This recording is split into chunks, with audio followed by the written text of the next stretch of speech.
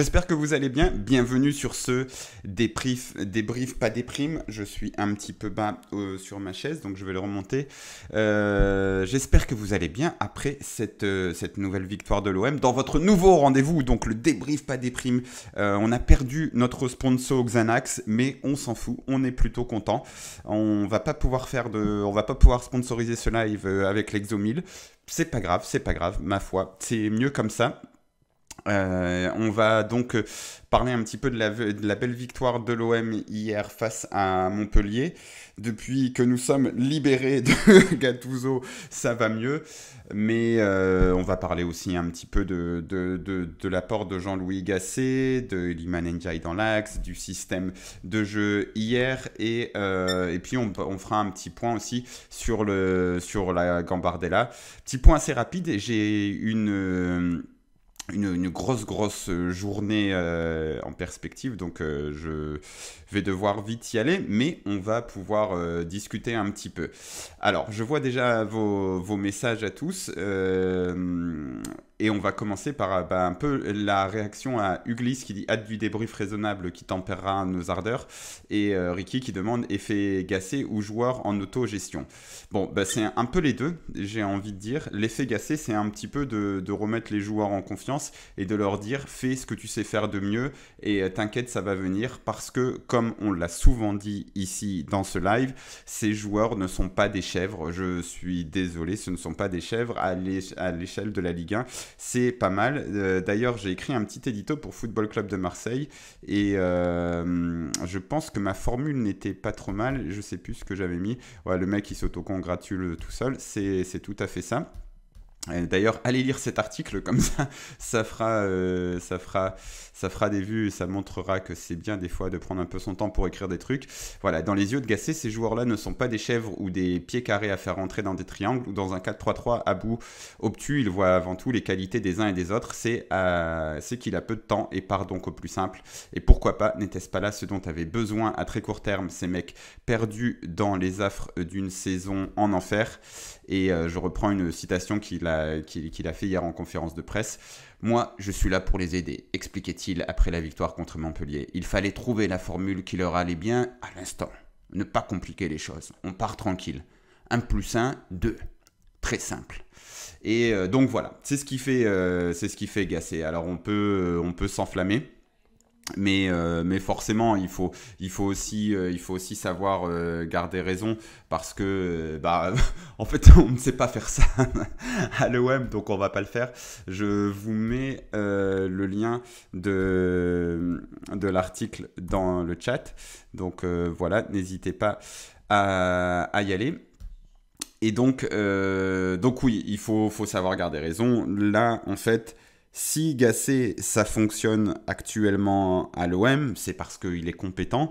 Il est l'homme de la situation parce qu'on a dégueulassé la situation avant. C'est aussi un petit peu ça le concept. Le concept, c'est pour ça que Gasset, c'est parfait à ce moment-là. C'est exactement ce dont on a besoin, parce qu'on était en enfer avant. C'est-à-dire que si on n'est pas en enfer, c'est peut-être pas l'homme idéal pour débuter une saison, un truc sur le long terme, etc.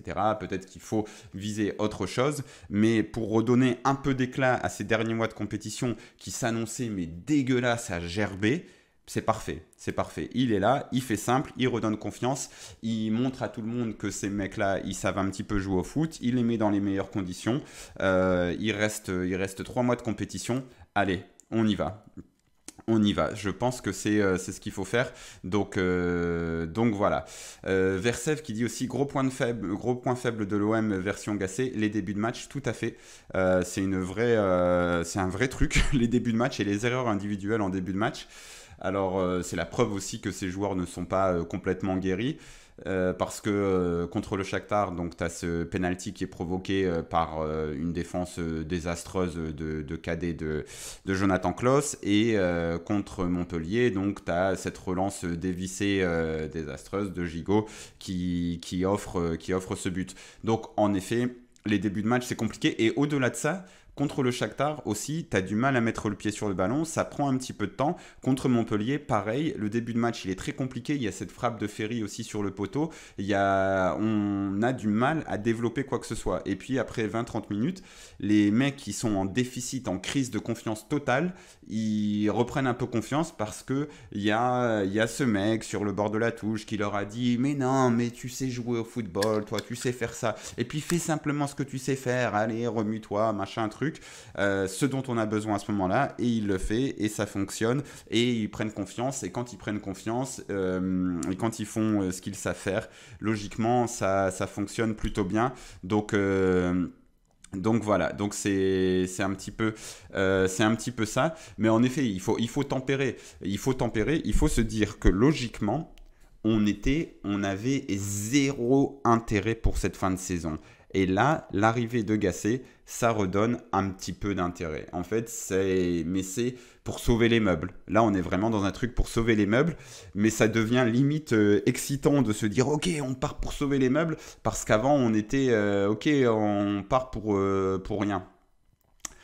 Kotobey qui demande j'organise un live prochainement avec un concours de blagues. Celui qui réussit à me faire rire gagnera 10 euros. Et non, ça m'intéresse pas. C'est sympa, mais je fais des blagues que sur Gattuso. J'arrête de parler de Gattuso, promis. Je vois quelqu'un aussi qui disait dans le chat. C'est frustrant de se dire que si on avait viré Gattuso, il y a voilà, Snally88 qui dit ça devient frustrant de se dire qu'on aurait pu virer Gattuso 2-3 matchs avant. Ouais, mais je sais pas, en fait, c'est compliqué de se dire ça parce qu'en effet, on a perdu du temps, on a un petit peu. Et ces 2-3 matchs là, c'est un peu la bascule qui nous met très loin des places en Ligue des Champions parce qu'on ira voir après. Mais d'ailleurs, on peut aller le faire maintenant. Mais on est loin là de la Ligue des Champions, on est loin des places européennes et ce sont ces 2-3 matchs qui nous ont fait perdre ça. Parce que, regardez, on est quand même 33 points, quoi. C'est loin. Et les autres, parce que des fois, on se dit, ok, ouais, mais on a 3 matchs abordables, on les gagne, on a 39 points. Ouais, mais les autres, ils vont pas rester à 38, 40, 41.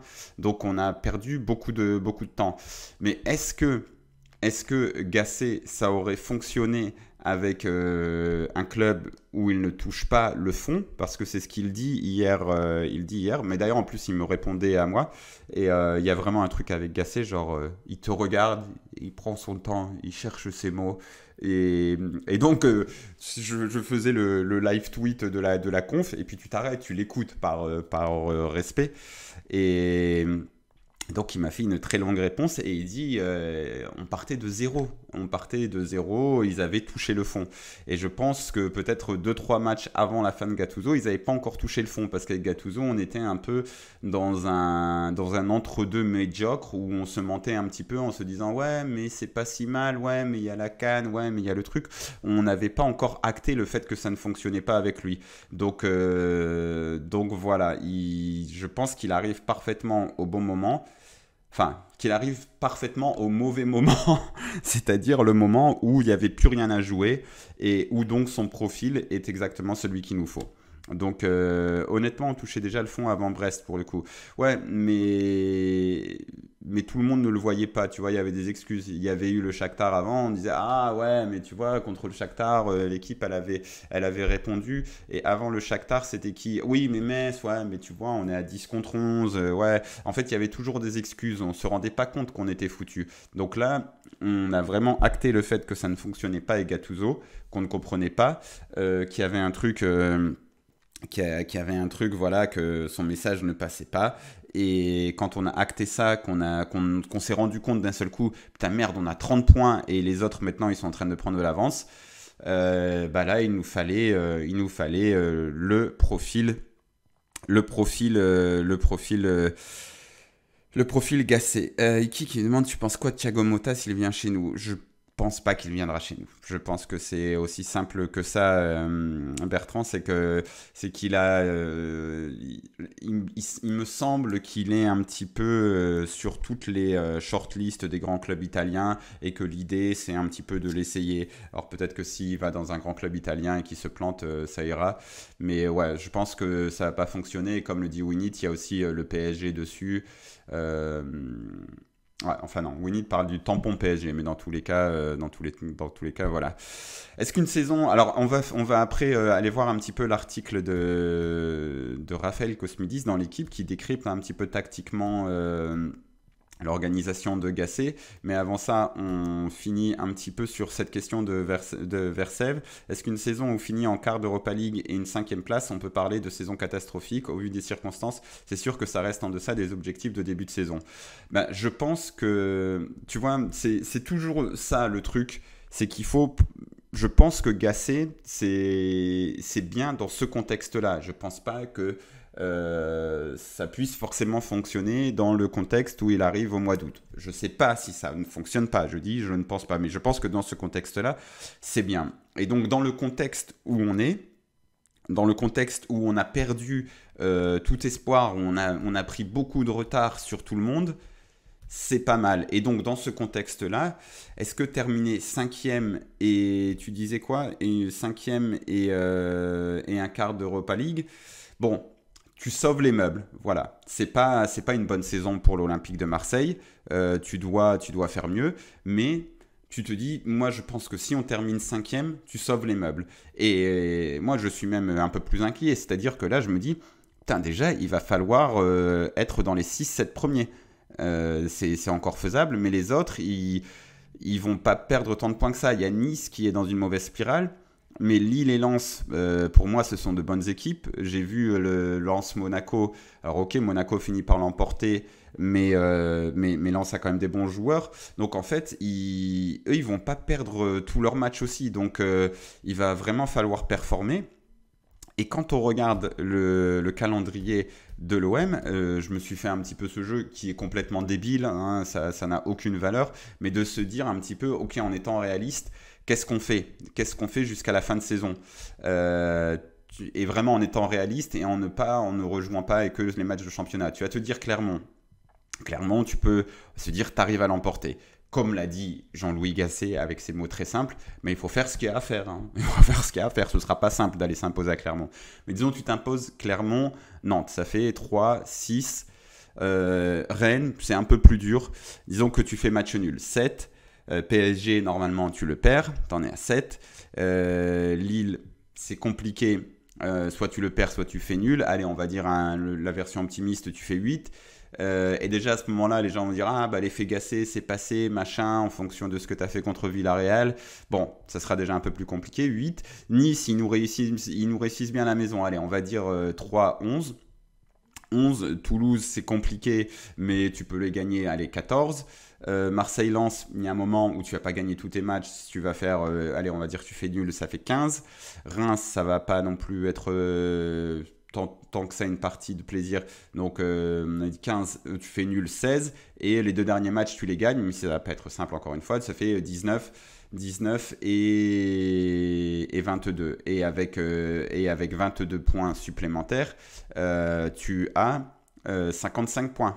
Et donc 55 points, où est-ce que tu es? Je sais pas.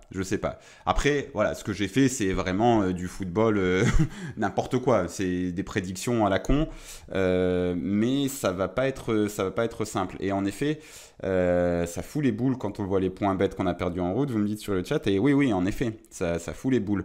Mais Elico qui dit une demi-finale et 5e place, je signe tout de suite. Voilà, tu peux te dire, franchement. Si tu fais un petit peu ce que j'ai dit là en championnat, tu sauves les meubles. Si tu finis 5e, 6e, écoute, ça va aller. Ce sera déjà pas mal, tu auras sauvé les meubles parce que là, avec Gattuso, on partait sur une saison non européenne, très clairement, vu la dynamique. Et si tu arrives à faire un petit parcours en Europa League, genre une demi, tu vois, déjà si tu sors Villarreal, ce sera pas mal. Si tu sors Villarreal, tu auras été décent en Europa League. Parce qu'un quart de finale de Coupe d'Europe, c'est pas tous les clubs français qui le font. Tu auras été décent. Donc on va se dire, voilà. Ouais. Pour moi, je me dis même la 6e place, tu vois, parce qu'en fonction de qui gagne la Coupe de France, la 7e peut peut-être être qualificatif. En tout cas, il faut passer la seconde en championnat. Arrêter de perdre des points stupides parce que on en a perdu quand même beaucoup des points stupides. Contre Metz à domicile, tu dois gagner. Contre Brest, quand tu es à 10 contre 11, tu dois au moins prendre un point. Et là, tu as 4 points de plus. Et ben, 4 points de plus, tu es très bien placé. Et il y a un monde parallèle où, en effet, la saison tourne mieux. Et tu es quatrième, cinquième.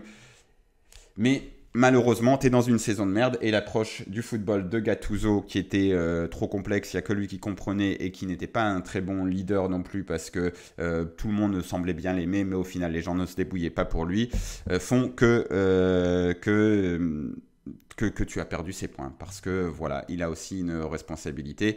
Mais Brest et Metz, on se fait voler un penalty flagrant à chaque fois. Oui, mais en fait, tu vois, parce que l'arbitrage, je sais que c'est facile de dire ah, les arbitres, ils sont nuls. Ouais, mais après, on a fait combien de matchs où on est à 10 contre 11 aussi. Tu vois, on en a fait aussi des matchs. Il y a aussi eu des matchs où l'arbitrage a été. En fait, l'arbitrage, il est nul pour tout le monde. Toutes les semaines, tout le monde se plaint. Et tous les supporters se disent « Ouais, mais mon club, à moi, il est plus pénalisé que les autres. » Mais là, contre Paris, par exemple, salut Moser.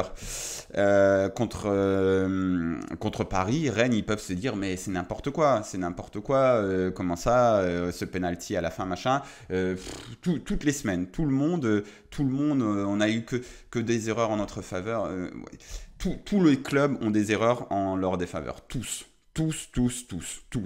Vraiment, tous. Toutes les semaines, Nice qui fait des tweets genre Nice volé à Lyon, machin, tout ça. Nice, pour eux, ils ont été volés à Lyon la semaine dernière. Lille, Paulo Fonseca s'est emporté contre l'arbitrage encore cette semaine. Lens, il me semble que c'était il y a 2 semaines. La Rennes, il y a ce penalty. En fait, tous. Voilà. Et on a aussi eu des faits de jeu en notre faveur. Il y a aussi eu des trucs en notre faveur. Donc voilà, bon. Je dis pas que l'arbitrage est particulièrement bon. Je dis pas qu'il y a des trucs que je ne comprends pas. Voilà, mais je pense qu'il y a un peu plus que ça. Après, il y a aussi Après, il y a aussi le fait que rien ne tourne pour toi. Tu as aussi eu le record de poteaux en Ligue 1. Donc tu as aussi ce truc où tu es dans une saison noire, quoi. Tu es dans une saison noire où les choses ne tournent jamais en ta faveur. C'est incroyable, quoi. C'était combien, 16 poteaux ou un truc comme ça? Mais après, Ricky, parce que c'est faux, Mourad, tu répètes impulsif. Après, si ça peut te rassurer que c'est de la faute de l'arbitrage, moi, je vais pas vous stopper. Moi, j'aime pas parler d'arbitrage. Et je trouve qu'en plus de ça, on a quand même fait beaucoup de matchs à 11 contre 10, voire à 11 contre 9, et qu'on est incapable de gagner ces matchs-là aussi. Donc il y a un moment, ça va bien au-delà de l'arbitrage, il y a un peu plus que ça. Donc voilà, mais dans tous les cas, on ne parle plus d'arbitrage et c'est tant mieux parce que le Papy Ball nous a ramené vers le football. Et justement, hier, il y avait la grande interrogation, c'était quelle est l'organisation tactique de cette équipe, puisque Jonathan Klaus n'était pas disponible et on avait vu Ismail Assar titulaire. On va revoir la compo puisque j'ai les notes quelque part. Voilà, est-ce que vous voyez voilà, donc Paul Lopez, Gigot, Balerdi, Mbemba, Quentin Merlin. On va dire sur la feuille de match, il y avait 4 défenseurs et ensuite il y avait Verretou, Harit Kondogbia-Sarr, Ndiaye, Aubameyang. Donc on s'est tous posé la question, est-ce que c'est le fameux 4-3-3 tout pourri? Ça ne l'était pas. Donc ça ne l'était pas. Et le truc, c'est que par contre, Ismail Assar n'était pas tout à fait dans le rôle de Klose. Et Mbemba n'était pas non plus tout à fait dans le rôle de Klose. Donc il y avait un truc un peu particulier et on retombe sur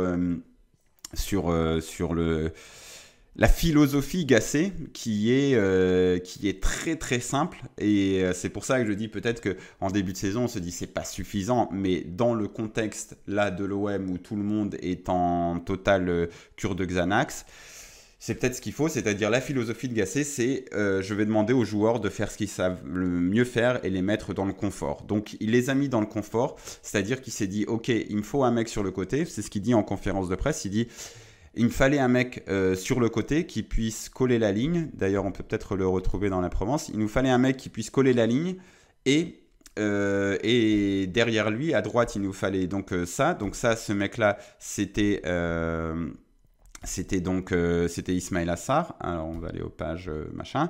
Et derrière, pour compenser, il nous fallait donc un gars qui se sacrifie pour pouvoir. Ouais, non, il y a pas ce passage-là de la conf. Mais ouais, on repart. Donc le truc c'est, il nous fallait un mec qui prenne le couloir, qui prenne la ligne. Et vraiment, en plus, il le dit vraiment avec son langage d'éducateur qui fait un peu plaisir dans ce contexte où voilà, on était en déprime totale. Mais il nous fallait un mec à la ligne. Donc le mec à la ligne, c'est Sarr. Et il n'allait pas défendre autant que peut le faire Klose. Donc il fallait quelqu'un derrière qui se sacrifie, comme il l'a dit. Et donc ce mec qui se sacrifie, c'était Chancel Mbemba qui le couvrait, qui couvrait ses arrières. Et voilà, donc il a mis tout le monde dans les meilleures dispositions. C'est-à-dire qu'il a dit à Ismail Assar, va attaquer sur le côté. Et Chancel Mbemba, sacrifie-toi. Ce qu'il sait très bien faire, c'est très simple. Donc c'est ce qu'il a fait. Et donc, on va voir un petit peu Snally qui dit ce qui m'a beaucoup dérangé dans les 30 premières minutes, c'est Obama qui va à gauche, mais plus personne dans l'axe, au centré dans le vent. Alors, on va aller voir ce que notre ami Raphaël Cosmidis a détaillé sur l'équipe. Donc, il y a... sans le ballon, l'OM s'organisait en 4-2-3-1 avec Aubameyang dans le cercle en pointe et Mbemba latéral droit. Donc vous voyez, on est à la 14e, à 15e minute et ça se voyait vraiment du stade. Après, ça bougeait beaucoup et j'essayais de faire ce genre de photos de la tribune de presse, mais ça bougeait beaucoup. Donc on était en 4-2-3-1 sans le ballon pour défendre. Voilà. Et avec le ballon, l'organisation différait. T'avais une défense à 3, un milieu à 3, deux attaquants axiaux et deux mecs qui prenaient les côtés très, très hauts, Ismail Assar et Quentin Merlin. Donc voilà, on voit bien la défense à 3 avec Balerdi, Gigot, Mbemba. Et donc s'il y avait un ballon qui était joué par là, que le ballon était perdu, et ben Mbemba venait compenser. Ce qui, de temps en temps, l'a mis un peu en difficulté parce qu'il y avait un peu des deux contre un. Et au-delà, tu vois, des centres, etc., je pense que je les sens toujours timorés un petit peu quand ils rentrent sur le terrain. On sent quand même l'équipe encore convalescente qui met du temps à entrer dans ses matchs, qui met du temps à faire ce qu'il faut faire et qui est souvent en difficulté d'entrée de jeu. Et ensuite, voilà, on voit aussi ici, excentré, Mbemba va pouvoir soutenir Sarr et créer un 2 contre 1 face à Isiaga Silla sur le côté droit. Et c'est comme ça d'ailleurs, bon, c'est pas tout à fait ça parce que c'était plus une transition un peu plus rapide, mais que le deuxième but va arriver avec une passe, mais la passe de Chancel Mbemba. Vraiment, moi, je trouve que c'est un geste technique magnifique parce que c'est d'une intelligence de faire cette passe-là et c'est vraiment mais un caviar incroyable, impossible à rater. J'ai vu des gens qui ont fait des montages avec la tête de Vitinha à la place de Aubameyang qui aurait raté, mais oui. Et puis voilà, il y avait aussi l'option Mbemba qui centre. Alors il a été assez mauvais sur les centres, Chancel Mbemba, alors qu'il en avait réussi vraiment des surprenants l'an dernier. Il me semble que c'est contre le Sporting pour la tête d'Harit. Il fait un centre mais extraordinaire.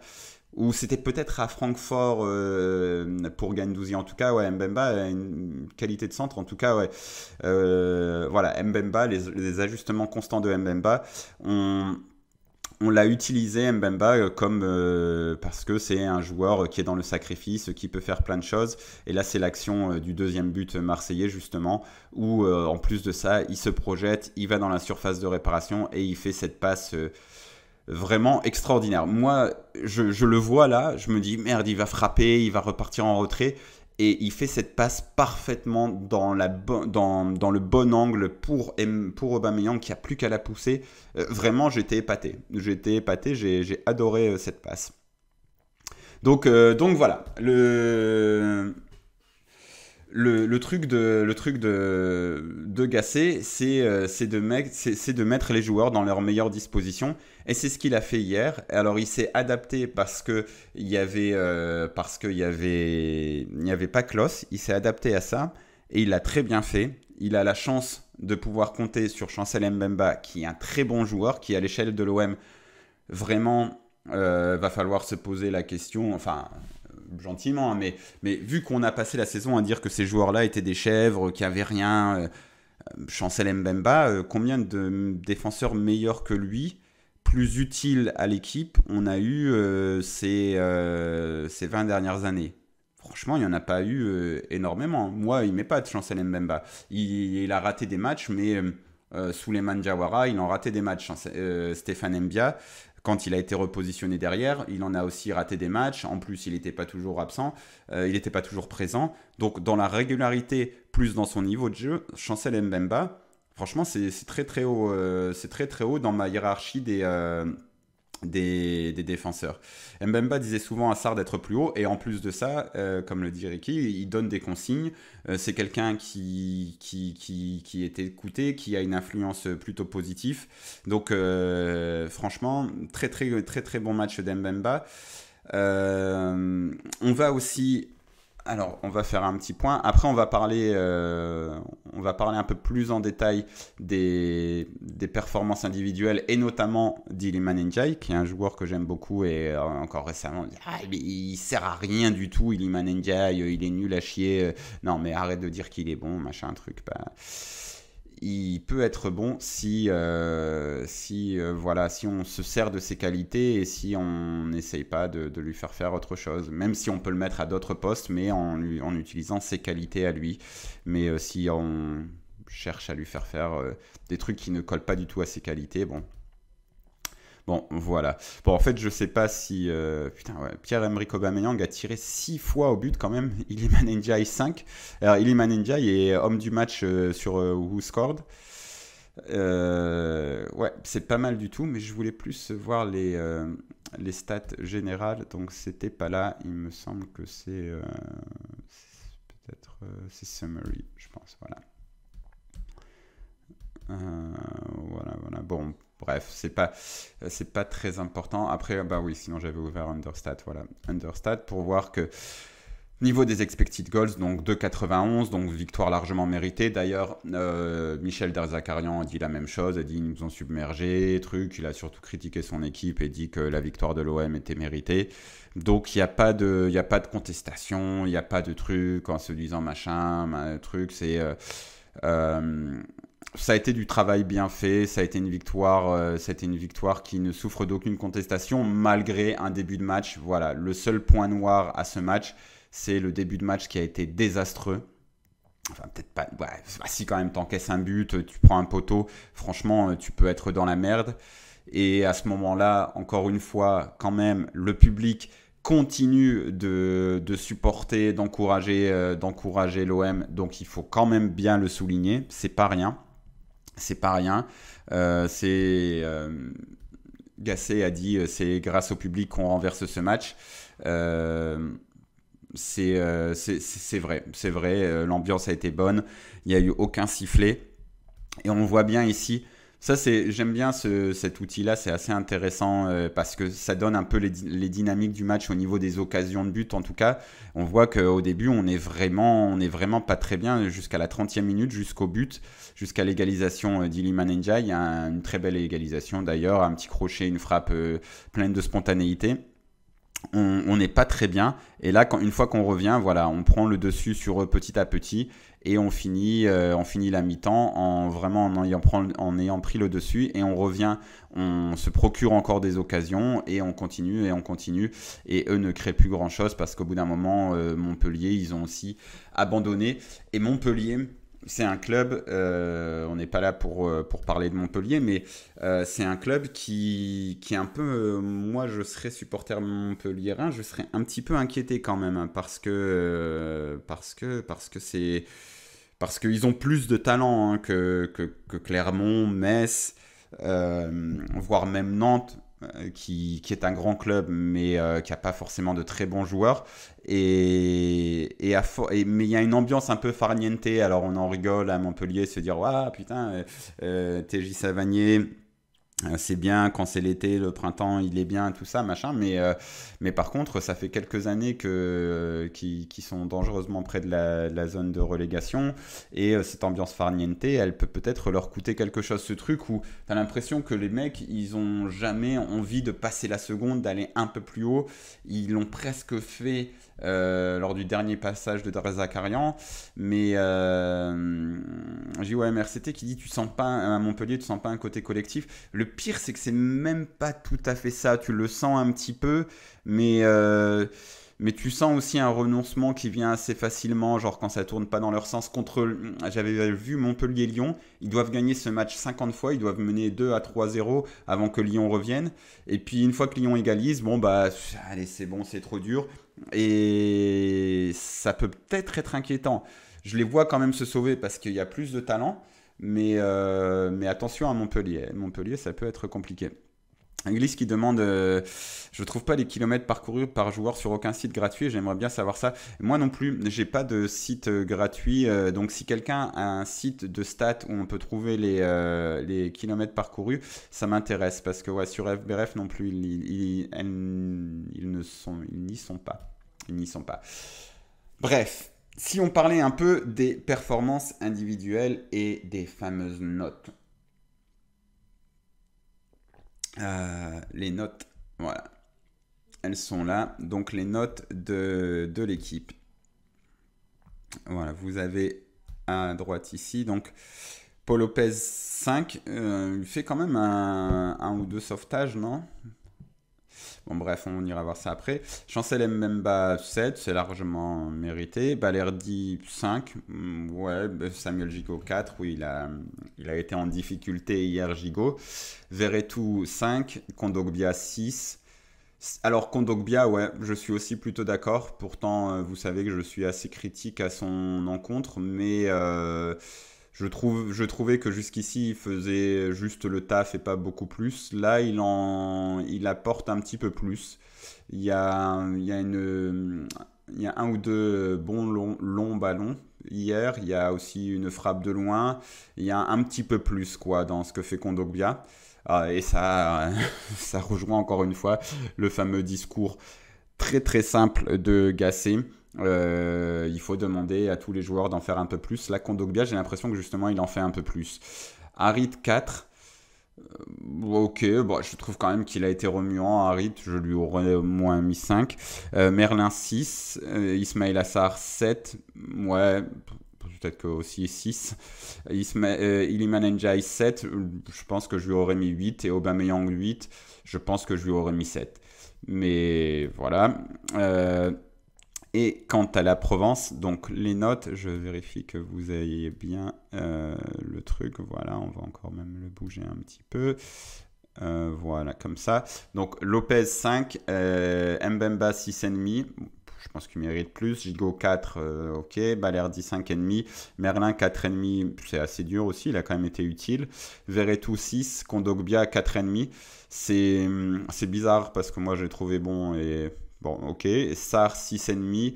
Voilà, Sarr, ouais, c'est pas mal. Harit 5,5. Je suis aussi plutôt d'accord avec ça. Iliman Ndiaye 8. Et Aubameyang 7, c'est ce que je disais avant. Donc, je suis à peu près. Enfin, après, dans tous les cas, les notes, c'est pas une vérité absolue, quoi. C'est des journalistes qui jugent des prestations. Donc voilà. Parlons un petit peu, on a parlé de Mbemba, mais parlons un petit peu d'Iliman Ndiaye qui est l'Iliman of the match pour la Provence. Je suis assez d'accord puisqu'il égalise. Il provoque beaucoup, il avait une activité, il était partout, on le voyait vraiment En fait, en début de match, quand justement on voyait l'équipe un petit peu sclérosée, un petit peu apeurée, lui, il avait énormément de bonne volonté. Et moi, c'est un truc où même quand il était sur le côté et qu'il était nul parce que ça collait pas à ses qualités, il avait toujours de l'activité. Il essayait, mais tu voyais le mec qui en faisait limite trop. Qui essayait trop. Et là, dans les bonnes conditions, bien remis en confiance, avec cette grosse envie de prouver que c'est un vrai joueur de foot, je l'ai trouvé très très bon. Et voilà, il y a eu d'abord l'activité donc au pressing quand il perdait le ballon. Il y a eu ce qu'il a fait avec le ballon. Il y a un moment notamment, il est dans le rond central, il a un ballon dos au but. Il fait une petite talonnade pour lui-même, il se retourne, il part dans le sens du jeu. Ça, c'est une qualité d'avoir un joueur capable de toujours se remettre dans le sens du jeu. Ça fait tellement plaisir et ça accélère tellement le jeu parce que lui, en un contrôle, en une touche, il se remet face au jeu. Alors que régulièrement, les joueurs, ils reçoivent le ballon dos au jeu, ils vont faire une remise, ils vont chercher, ça va être dur de se mettre face au jeu. Lui, il le fait en une touche de balle, en un petit dribble, en un petit toucher de balle. Il sait très bien faire ça. Et c'est pour ça qu'il doit être dans l'axe, parce qu'il faut qu'il soit face au jeu. Parce que s'il se remet face au jeu sur un côté, après, il a une vision de jeu qui est quand même un peu plus limitée. En fait, dans son champ de vision, on a l'impression qu'il ne va pas très loin. Donc, s'il est dans l'axe, s'il y a les cages à 16 mètres, ok, même si son champ de vision ne va pas très loin, mais s'il voit Aubameyang à 4 mètres, s'il voit la cage juste en face de lui, il peut faire un truc. Par contre, s'il est sur le côté, qui se retourne bien, qui fait ce truc que très peu de joueurs savent faire, il se retourne, mais après, il faut qu'il aille voir à 30 mètres dans la surface de réparation, bah, ça colle pas à ses qualités, c'est aussi simple que ça. Donc voilà.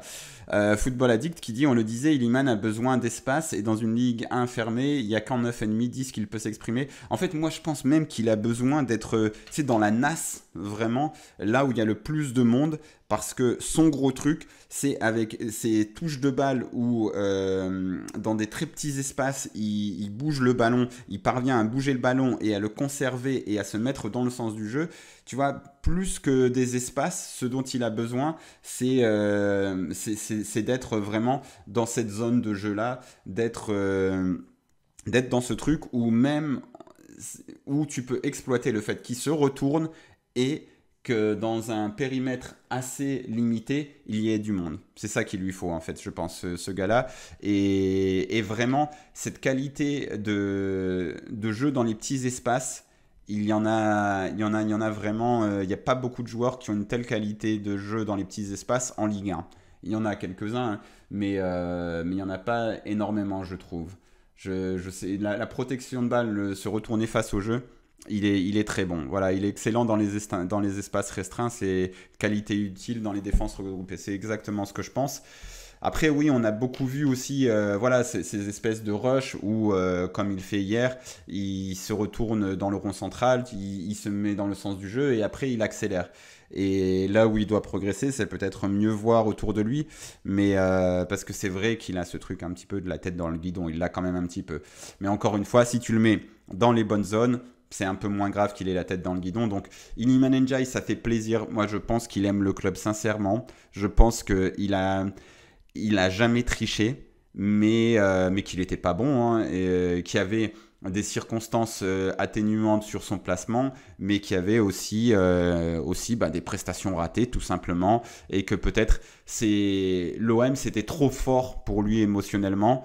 On se souvient en début de saison, Marcelino qui disait il faut qu'il se calme un petit peu, qu'il prenne du plaisir, de la joie à être là. Donc voilà. Donc Iliman Ndiaye, il a grosse satisfaction de ce match. Comme en décembre, lorsqu'il est placé dans une attaque à deux, bizarrement, il est bon. Mbemba, Iliman Ndiaye, c'est les deux grosses satisfactions. Et ensuite, Quentin Merlin, je comprends pas, le 4,5, l'ancien Nantais a vu le compte capter son tir du gauche en 2 temps, puis il n'y a plus grand chose après, des pertes de balles préjudiciables malgré une activité évidente dans son couloir, il est encore en phase d'adaptation pour comprendre ses partenaires. Le truc de la phase d'adaptation, c'est vrai. On le sent un petit peu quand même. Il n'est pas toujours... par moment, il peut prendre son couloir, mais Amin Harit ne lui donne pas forcément. Mais par contre, moi, je le trouve utile déjà dans le jeu. Je trouve il a beaucoup d'activités. Il est assez sûr techniquement. Et puis, voilà, il y a une ou deux frappes, il y a un ou deux centres. C'est pas encore la panacée, mais c'est assez intéressant. Sa prestation est un parfait résumé de ses qualités, pas toujours très bien placé. Il a parfois laissé trop d'espace dans son dos, sans conséquence, mais il a aussi très bien animé son couloir. À l'origine de l'égalisation de Ndiaye, il a donné beaucoup de très bons ballons, remplacés poste pour poste par Garcia. Voilà, je pense que c'est un petit peu ça. Et justement, moi je l'ai trouvé, il fait le taf, Quentin Merlin. C'est pas mal. Voilà, donc Quentin Merlin, 73,7% de passes réussies, 36 ballons touchés. C'est pas. Moi, je trouve que c'est pas. En plus, il y a des ballons touchés, des passes qui ne vont pas être des passes réussies parce que c'est des centres qui peuvent être dangereux mais pas repris. Je trouve ça un petit peu sévère la Provence. Bon, voilà, match réussi, on s'emballe pas. Euh, Hier sur l'after, il disait que Ndiaye faisait du psoriasis en début de saison tellement il était stressé. C'est fou quand il pense. C'est vrai, c'est vrai. Mais quand même, tu vois, il y a un truc où on dit tout le temps, waouh, les joueurs, ils aiment pas l'OM, ils sont pas attachés au club, ils en ont rien à branler. Lui, il en a quelque chose à foutre quand même assez fort, quoi, de l'OM. Et ça se respecte, ça se respecte. Moi, enfin, j'ai très envie de le voir réussir, très très envie de voir Iliman Ndiaye réussir à l'OM. Après, voilà, il faut qu'il travaille sur lui. Le football, ce n'est pas que ce n'est pas que du travail technique et physique, c'est aussi du travail psychologique et de plus en plus. Donc on espère qu'il va réussir à faire ce travail psychologique et qu'il va devenir un excellent joueur. Tiens, c'est vrai que je remonte un peu vos messages, je vois que ça parlait d'Aubameyang également. Aubameyang, hier, je pense que j'ai trouvé le bon truc selon moi. Enfin, en tout cas, pour résumer la manière dont je vois Aubameyang en 2024, c'est un joueur d'instant, pas d'instinct, d'instant. C'est-à-dire que il a 2 ou 3 instants dans le match. Si il en tire bénéfice, il marque un but, il fait une passe décisive. Et c'est un joueur d'instant parce que il va y avoir 1 ou 2 instants dans le match où il va encore pouvoir faire ces 2 ou 3 accélérations foudroyantes qui font la différence. Et autrement, le reste du temps, le reste des instants, eh ben, il est pas très utile et on le compare à Alexis Sanchez et on se dit ah bah quand même Alexis Sanchez il a apporté plus dans le jeu, c'était plus intéressant, donc voilà. Donc ok, ses stats sont excellentes mais il y a aussi des critiques à lui faire à Aubameyang. Après, il est là pour marquer des buts et il en marque. Walt White qui dit Obama, il plante depuis le début de saison, mais depuis l'arrivée de Gasset, il fait des efforts qu'il n'a pas fait du tout avant, pressing, etc. Je trouve. Il le faisait aussi, mais de manière un petit peu automatique. Un petit peu automatique. Donc. Le problème, c'est qu'avant, des instants, il en avait qu'un par match. Pas de sa faute, mais de celle de Marcelino et de Gattuso qui produisaient un jeu avec une occasion par match. Enfin, surtout Gattuso, parce que Marcelino, il a eu pas mal d'occasions, notamment contre Brest, où il rate pas mal de trucs. Et je pense que entre le fait qu'ils doivent se remettre en condition, qu'ils doivent retrouver ces trucs, plus après jouer sous Gattuso qui avait un jeu très limité, ça a été compliqué, mais au final, écoutez, Pierre-Emerick Aubameyang, moi je suis pas fan du tout. Je maintiens qu'il y a quand même des critiques à lui faire, mais il est présent quoi. Il est présent et sa saison, on doit la voir dans son intégralité et avec aussi les côtés positifs qui sont voilà, il commence à être à 8 buts, 7 passes décisives en Ligue 1 et 7 buts en Europa League plus 2 en tour préliminaire. Donc ça commence à être pas trop mal, à être une saison réussie. Même si voilà, il y a quand même ce truc de 12,1 expected goals en Ligue 1. Donc il est quand même toujours derrière, mais il est largement devant en Europa League. Bon, l'un dans l'autre, ça compense. Il y a vraiment, il faut pas juste se cacher derrière les stats. Il y a aussi des limites dans le jeu d'Aubameyang, mais il est utile, il marque des buts et il fait des choses, quoi. Il fait des choses. Moser qui dit individuellement ok, mais qu'il fasse profiter de son expérience aux autres joueurs que Diable, il communique peu pendant les matchs. Ouais, après c'est aussi des caractères, tu vois, comme Mandanda, quand Brice Samba disait bah ouais, en fait non, Mandanda il m'a aidé zéro quand j'étais ouais, ils sont tapés de moi. Il y a aussi des mecs, voilà, c'est sûr que Alexis Sanchez avait plus ce machin à gueuler sur tout le monde, à vouloir jouer au grand frère. Et Aubameyang, il n'a pas ce truc-là. Football Addict, sincèrement, je pense qu'on le regrettera quand il partira. Et je ne suis pas fan non plus à la base.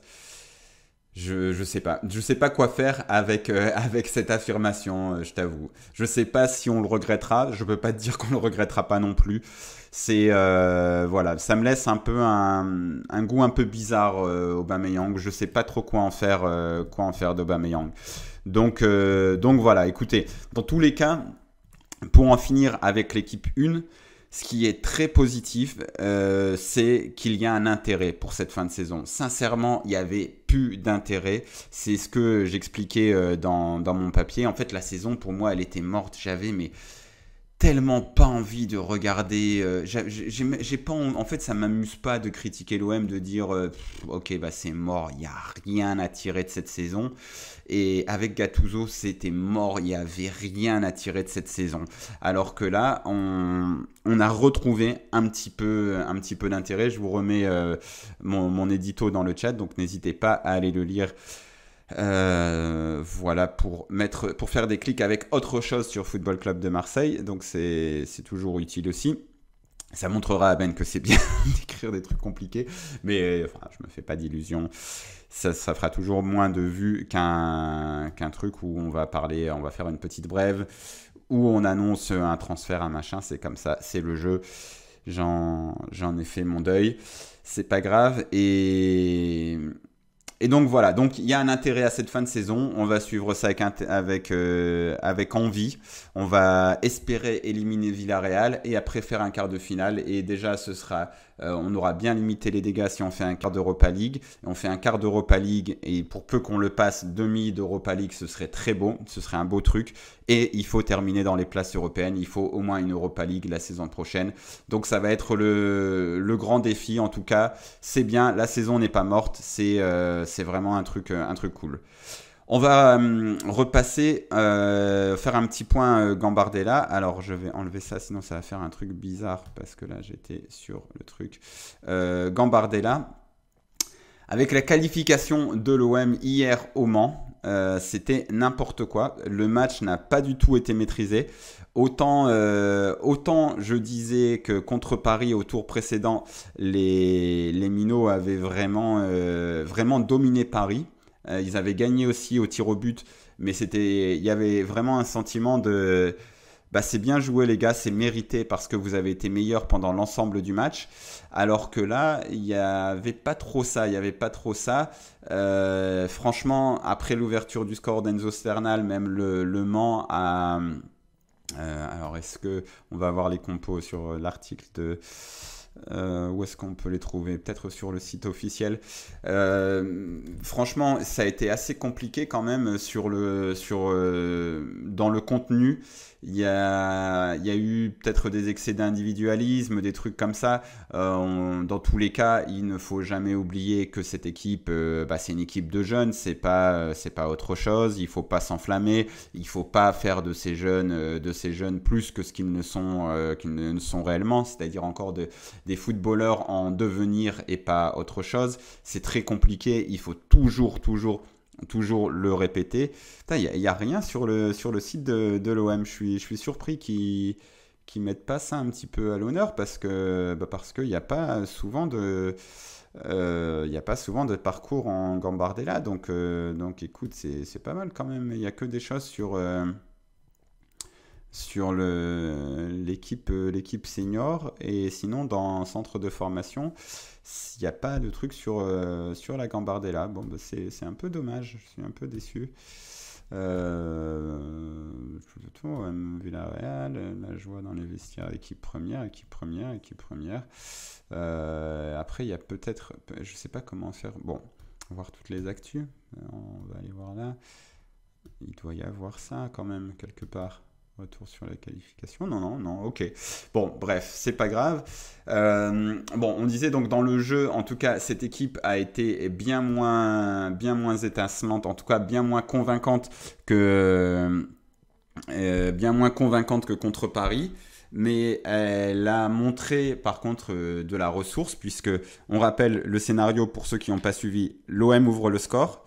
Il me semble qu'il y a même 1-0 à la mi-temps. Retour des vestiaires, Le Mans égalise puis prend l'avantage, 2-1. Et c'était assez mérité. L'OM égalise. C'est pourquoi pas Le Mans recule un petit peu. Il me semble qu'ils ont même une occasion de faire 3-1.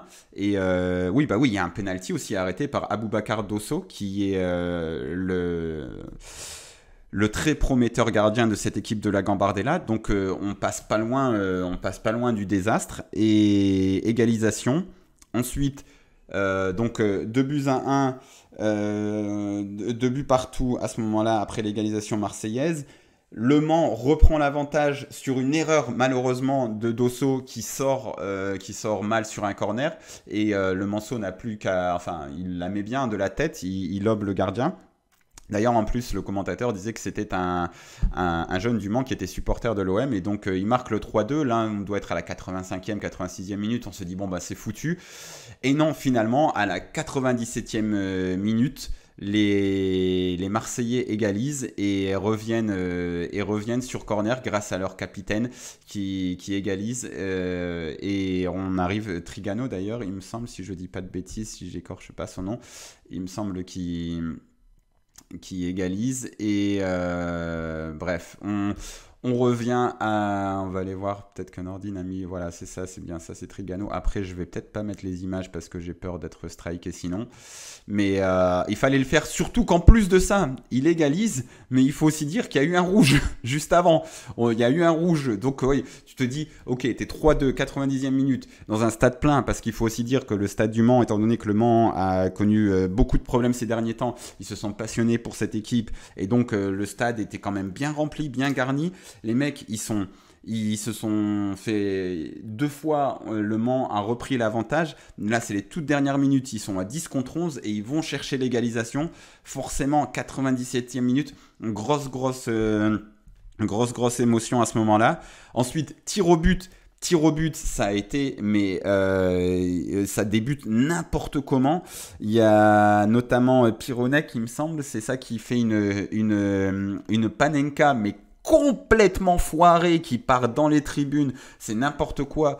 L'OM rate ses trois premiers tirs au but, désastreux. On s'est dit bon c'est encore foutu. Et non, c'est pas foutu finalement. Finalement, au terme de la séance de tir au but, il me semble que ça finit les 2 premiers. Ok, ouais. Mais dans tous les cas, au terme des 5 premiers tirs au but, l'OM revient. Dawson en arrête un. Il y en a un qui est raté, il me semble, par un Manceau, si mes souvenirs sont bons. Ça revient. Donc à ce moment-là, on passe ensuite à la mort subite.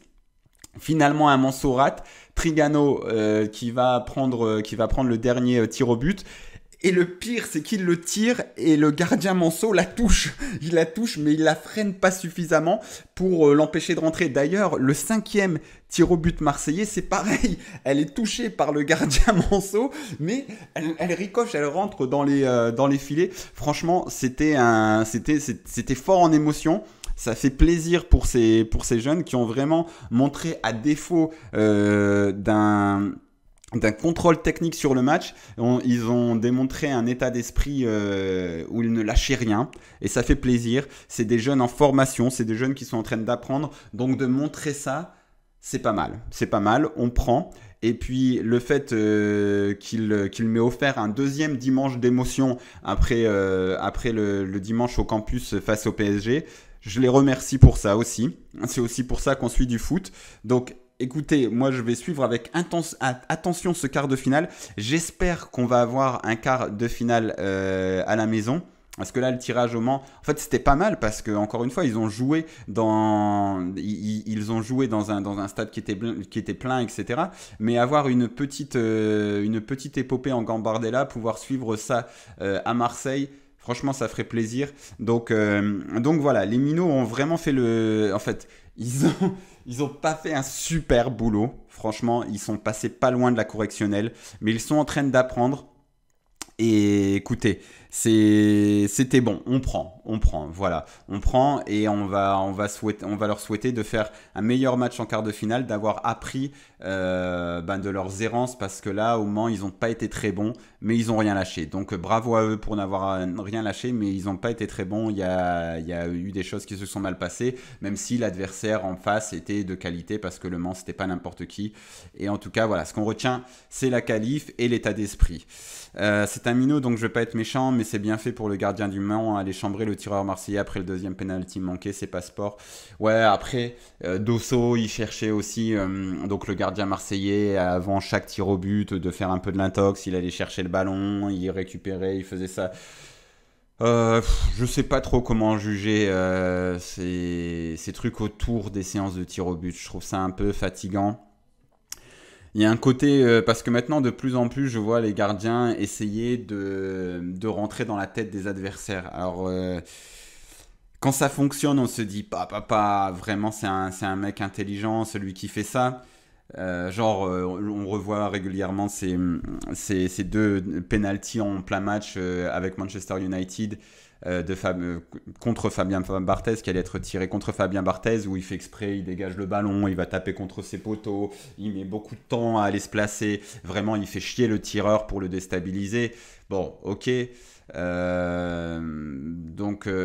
il y a un peu de l'intox, c'est un peu un exercice psychologique. Avant le tir, ça fait partie du jeu, après c'est pas beau, je trouve.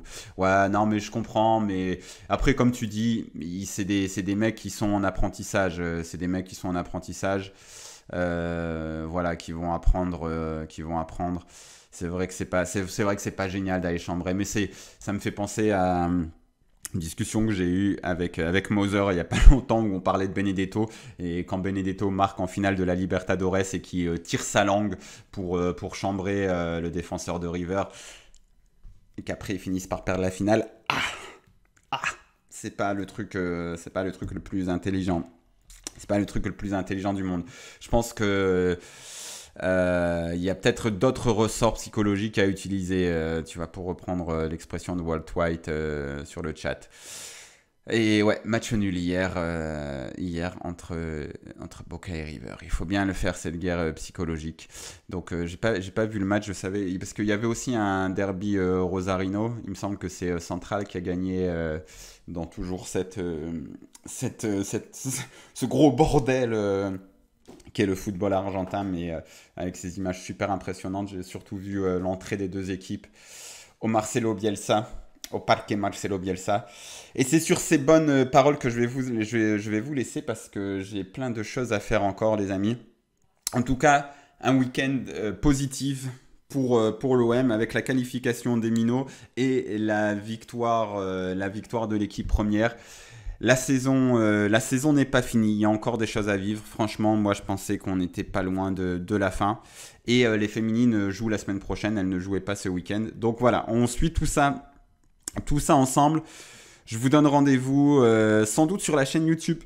Il devrait y avoir un nouvel épisode d'Olympique Magnifique qui arrive, où on va parler un petit peu des supporters marseillais vus par d'autres supporters.